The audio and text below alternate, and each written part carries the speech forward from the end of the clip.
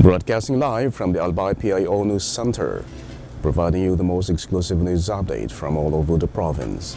This is 12 o'clock Newsbreak. In the local scene, the Provincial Health Office PHO through the Provincial Epidemiology and Surveillance Unit PESU has recorded a total of 2,074 dengue cases from the first to the third quarter of the year. According to the latest report from the PHO PESU, 1,373 cases were recorded during the third quarter alone. This includes 85 cases from the September 22 to 28, 33 cases from September 29 to October 4, and 24 new cases last week. PESU Coordinator John Edmund Dominic Bailon reported that most cases were from the 3rd District, with additional cases documented from the 1st District. In response to the recent surge in the suspected cases, the PHO is advising the public to eliminate standing water in and around their homes, maintain a clean environment, and practice good hygiene. The health departments assure the public that they are closely monitoring the ongoing investigation and verification of cases. Additional medicines have been distributed and misting operations have been conducted in local government units upon request.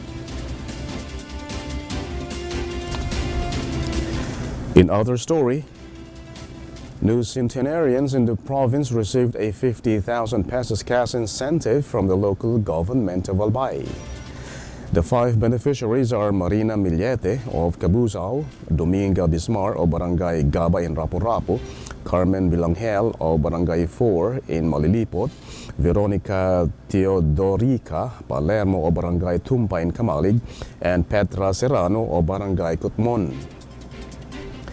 This was delivered to the beneficiaries under the Provincial Social Welfare and Development Office, PSWDO, led by Maria Vivienne Aisea. The gift giving is part of the ongoing program of the local government in recognition of the wisdom, resilience, and contributions of centenarians to the community. Out of the 23 recorded centenarians in the province this year, 19 have received the said incentive. In recollection, the PGA allocated a budget of 1.5 million pesos for the Centenarian Incentives Program of Albay.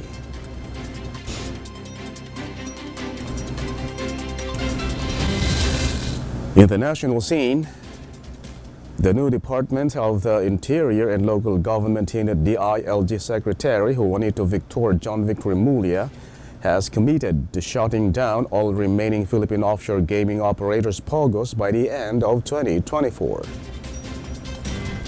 Remulla said in an interview that he will begin with the ones on Island Cove, which was formerly owned by their family until it was sold in the year 2018. The official also stated that he will personally visit every POGO building, either Chinese or Filipino-owned, to padlock the premises and ensure that they are all closed. He made this commitment hours after he officially took his post as the new DILG chief at Malacanang. In other story, dismissed Bamban Tarlac Mayor Alice Guo with Chinese identity Guo Huaping has finally decided not to pursue his mayoralty bid for 2025 midterm polls. Guo made the announcement during a Senate hearing, noting that she has to face the accusations against her first before seeking for re-election.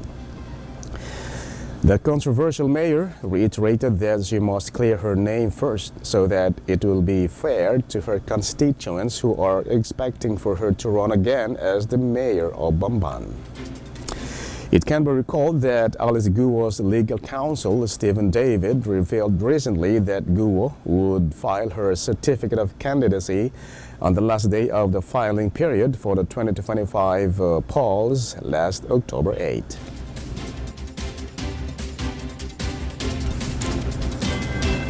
In other news, a parcel from Mexico containing 111 million pesos worth of shabu was seized by the Philippine Drug Enforcement Agency, PIDEA, at the Ninoy Aquino International Airport complex in Pasay City.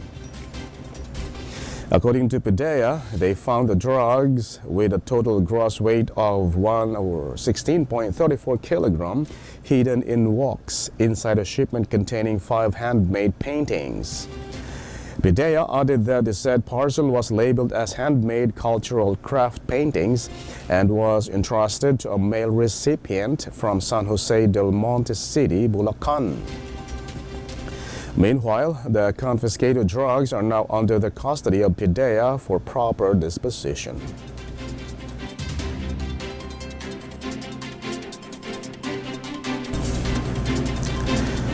And in the news outside the country, a total of 42,010 Palestinians have been already killed, while 97,720 have been injured since the beginning of the war last October 2023, which was ignited by Hamas's attack on Israel.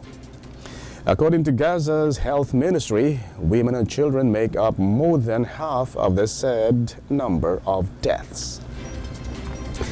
Just recently, Israel once again struck new targets in the central and northern Gaza, which claimed the lives of 18 people, including 5 children and 2 women.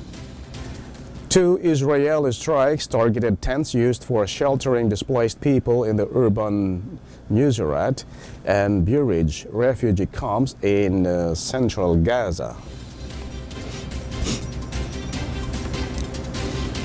And finally, in the news outside the country, about 339 people were killed while more than 1.1 million were affected since June because of the floods brought about by heavy rains in Niger. Based on the recent record of Niger's interior minister, aside from the said toll, 383 people were also injured.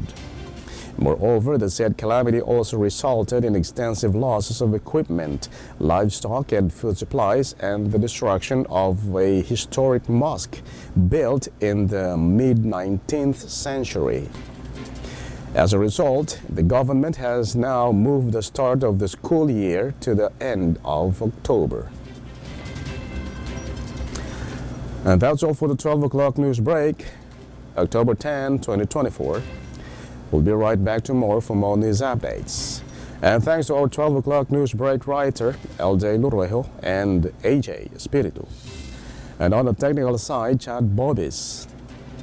And of course, our Provincial Information Officer, Mary Luduca Castillo. Under the supervision of our Governor, Edsel Grace Lagman, I am Greg Hallare. Thank you for subscribing.